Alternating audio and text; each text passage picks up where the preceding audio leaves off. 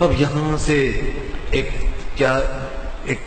Phenomena بن گیا، ایک تصور قائم ہو رہا ہے کہ یہاں سے وہاں تک اب کون ہے بادشاہ، سب کس کے محتاج ہیں؟ اللہ رب العالمین۔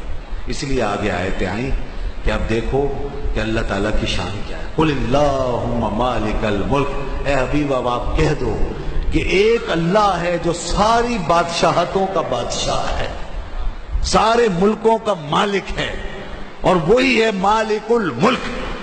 تو جو مالک الملک ہے اس کے آگے سب زیر ہے، اور سب کا حساب اس کے سامنے ہونا ہے۔ اس لیے فرمایا قیامت کے دن وہ کہے گا لمن الملک اليوم، بولو آج کس کی بادشاہت ہے؟ پھر فرمائے گا کوئی نہیں بول سکے گا، پھر وہ فرمائے گا للہ الواحد القہار، آج صرف اللہ واحد قہار کی بادشاہت ہے، وہی بادشاہ حقیقی ہے۔ تو فرمایا اے حبیب آپ فرما دو قل اللہم مالک الملک تؤتی الملک من تشاء، تو جس کو چاہتا ہے ملک دیتا ہے۔ کون یہ دعویٰ کر سکتا ہے؟ کوئی بادشاہ، کوئی رعایا، سب اللہ کے بندے ہیں۔ ملک جس کو ملا ہے وہ لوگوں پہ بادشاہ بن گیا ہے، اللہ نے ہی دیا ہے، اللہ نے ہی بنایا ہے۔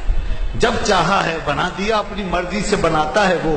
اسباب بظاہر جمع ہوتے ہیں اور نظر آتا ہے کہ ایک شخص چل رہا ہے پروسیس سے، انتخابات کے پروسیس سے جا رہا ہے، یا کوئی ملک فتح کر کے جا رہا ہے، یا کوئی زبردستی قابض ہونے جا رہا ہے، بل یہ سب اسباب ہیں، حقیقت میں بنانے والا اللہ ہے۔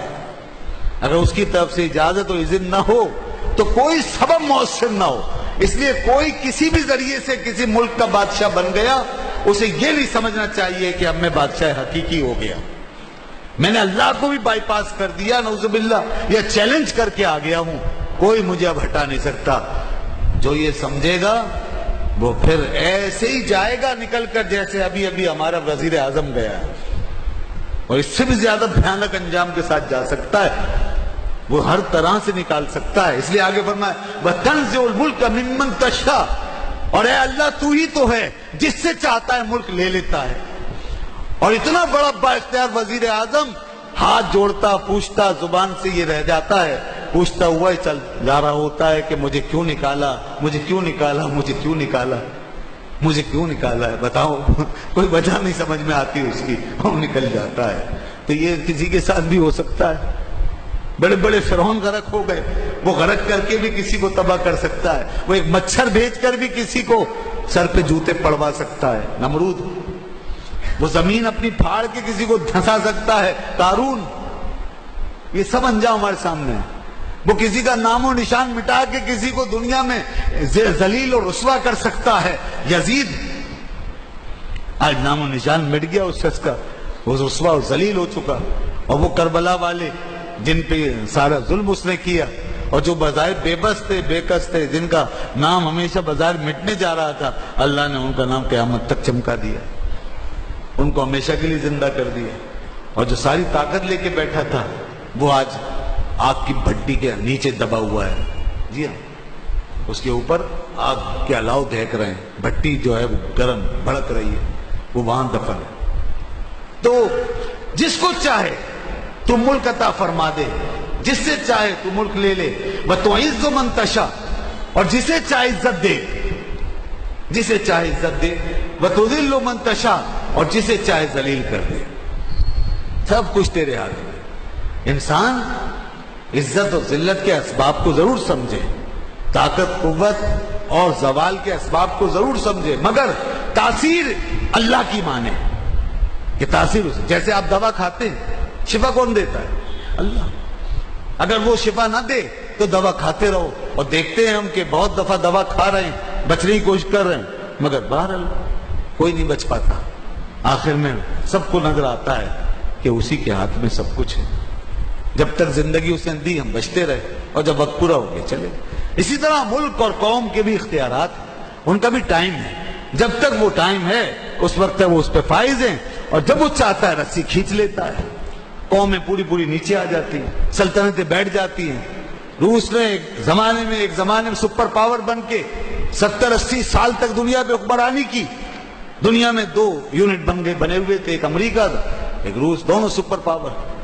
اس کے بعد زبردست ایٹمی صلاحیت، سب سے زیادہ ایٹمی صلاحیت رکھنے والا ملک آج ٹکڑے ٹکڑے ہو گیا، آج ایک چھوٹی سی طاقت میں تبدیل ہو کے رہ گئی. آج امریکہ جو سب سے زیادہ سپر پاور بنا ہوا، سب سے زیادہ طاقت رکھنے والا، اس کا بھی ایک وقت ہے عنقریب، اس کو بھی اپنے انجام پہ پہنچنا ہے.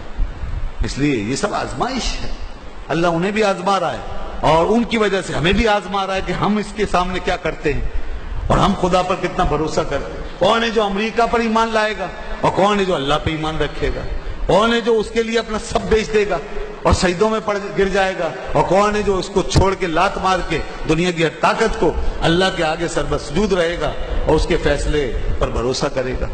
یہ سب آزمائش ہے دنیا، بس سب کا وقت بندہ ہوا ہے. اس لیے فرما دیا کہ تو ہی ملک دیتا ہے، تو ہی ملک لیتا ہے، تو ہی عزت دیتا ہے، تو ہی جس سے چاہتا ہے عزت چھین لیتا ہے. بیدک الخیر، ساری بھلائی اے مالک الملک تیرے ہاتھ میں ہے، ساری بھلائی تیرے ہاتھ میں.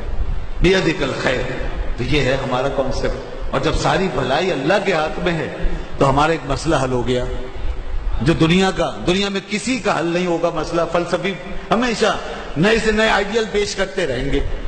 بھلائی کے لیے، بہتری کے لیے آئیڈیلز کی تلاش میں فلسفی بھٹکا رہے گا، تہذیبیں بھٹکی رہیں گی. یونان سے لے کر آج تک دنیا کو یہ نہیں پتا چلا خیر کیا ہے اور بھلائی کیا ہے، خیر و شر کا فرق کیا ہے. ایک انسان کو کس چیز کی تلاش میں رہنا چاہیے، سب سے بڑی خیر تو یہ دنیا کو کبھی نہیں پتا چلے گا. ہمیں بتا دیا گیا بیدک الخیر، سب سے بڑی خیر اللہ کے پاس ہے اور سب سے بڑی خیر کا معیار یہ ہے کہ اللہ راضی ہو جائے. بس یہ ہے وہ معیار، یہ ہے وہ حد جس پہ ہم پہنچ کر سمجھ لیتے ہیں کہ اللہ کو راضی کرنا ہی ہمارے لیے اصل معیار و پیمانہ ہے. اگر وہ راضی ہے تو سب ٹھیک، ساری خیر ہے. اور اگر وہ ناراض ہے تو پھر خیر کچھ نہیں، خیر میں بھی شر ہے. اگر وہ راضی ہے تو شر میں بھی خیر ہے، اور اگر وہ ناراض ہے تو خیر میں بھی شر ہے. یہ ہے پیمانہ اور معیار. سمجھ گئے نا آپ؟ جس نماز سے اللہ راضی ہے وہی نماز ہے، اور جس نماز سے اللہ راضی نہ ہو تو وہ نماز نہیں. جس نیکی سے اللہ راضی ہے وہی نیکی ہے، اور جس نیکی سے اللہ راضی نہ ہو نیکی نہیں. ہم اور پھر دنیا میں کس چیز کو حسن کہیں گے، کس چیز کو بہتر کہیں؟ اپنے کپڑے لٹھے کو، ہم اپنے لباس کو، اپنے حسن کو، اپنے رنگ و نسل کو، ہم اپنے عہدے منصب کو، اپنے مال و دولت کو، کسی چیز کو بھی خیر نہیں کہہ سکتے جب تک کہ اللہ اس سے راضی نہ ہو. جب نماز روزے کا معیار یہ ہے تو پھر اور کوئی چیز کیا خیر مطلق ہو سکتی ہے اور ہمارے لیے اسٹینڈرڈ کیسے ہو سکتی ہے؟ اس لیے اسٹینڈرڈ صرف وہی ہے کہ اللہ راضی ہے. فرما بیدک الخیر، ساری خیر تیرے ہاتھ میں ہے. انک علی کل شیء قدیر، بے شک تو ہی ہر چیز پر قادر ہے، تو ہر چیز پر قادر ہے. اس کے بعد